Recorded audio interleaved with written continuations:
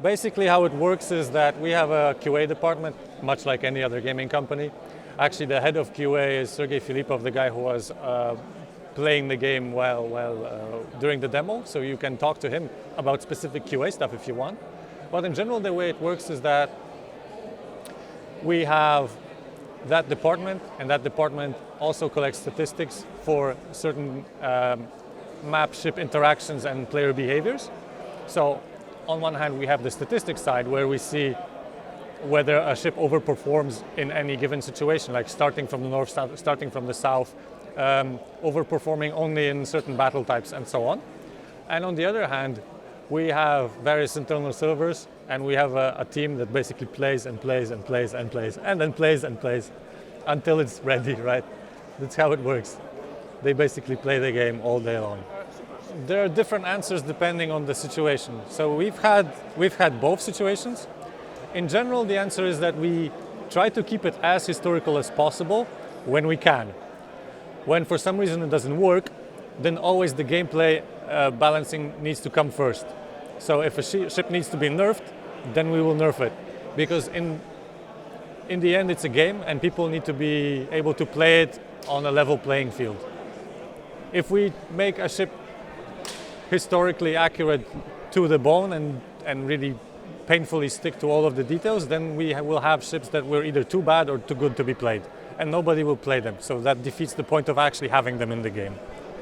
So on top of that, for example, during closed beta we had a very famous Kitakami cruiser, which is famous for its 20 torpedoes per side.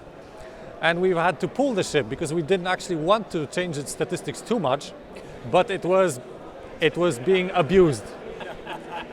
It was literally the ship that had more team kills than actual enemy kills, even in the hands of fairly experienced players. So what we did is just we removed this ship from the game. It's not available for players.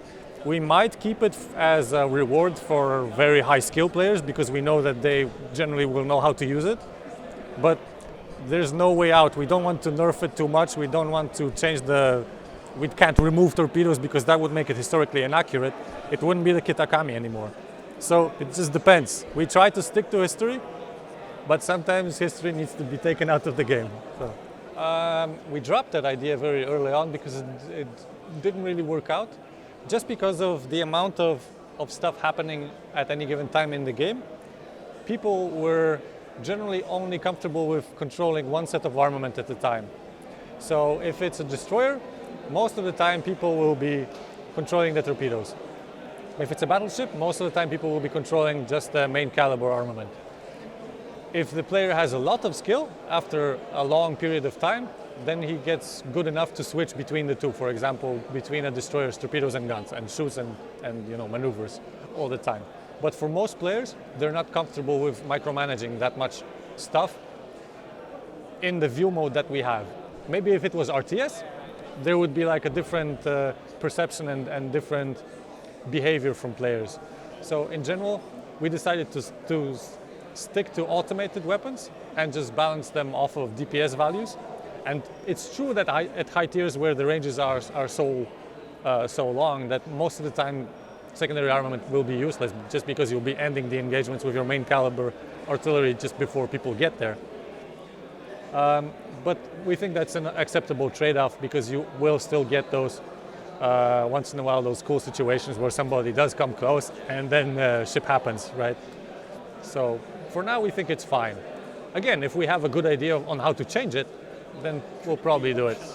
But if we do optional stuff, then that means that more skilled players will have an advantage over less skilled players, and that's something that we don't want. It needs to be the same for everybody. Yes, so in the ranked battles that I mentioned during the gameplay demo, we have a system that basically matches you with people who are within the same rank category as you are. So right now in the first season, it's only 3 categories. You have basically ranks from 25 until 1. So you start at 25 and as you play you go down to 1. And in the first 5 ranks, between 25 and 20, you're matched with the same people. Then in the next 10 ranks you're matched with the same people, and in the last 10 ranks you're also matched with the same, with people in those ranks, right? So In the next iterations of this system, we'll kind of narrow it down still to maybe have just a three-tier gap. So when you're playing at rank 2, you'll be matched against people from rank 3 to rank 1, and in the end, you'll just be matched with people in the same rank, if we have enough players for this mode, and if people actually want to play the mode. So it's not a typical AO system, but in the end, it'll probably evolve into something very close to that. So generally, the reception from Japan is very, very good, and from Asia in general. Actually, if we're looking at Asian statistics, those guys spend more time on average every day in the game than any other nation. So their session time is longer because of Japanese ships. So they just play Yamato and Yamato and Yamato all day long. Yamato all day long. And also at TGS, at Tokyo Game Show, we announced the collaboration with Arpeggio of Blue Steel, that we would be introducing an anime kind of game mode where you would be able to play, because obviously that anime is ship-centric, so where you would be able to play ships that are styled to the characters of that anime. So that obviously helps and hypes the Japanese audience and the Asian audience in general even more. So when we release that, they're probably just going to play modded Arpeggio ships all the time and nothing else. But in general, the reception is very, very good. So we found that it depends on the region. So obviously, if you look at World of Tanks, then CIS and all the post-Soviet states, they're tank-focused nations. Just because after the war, there are tank monuments everywhere. You can find tanks standing in a field for 70 years. You can find tanks on monuments in almost every city in Russia and in Belarus and the Ukraine, even in Poland, as far west as that is. So people just remember how this war machine works.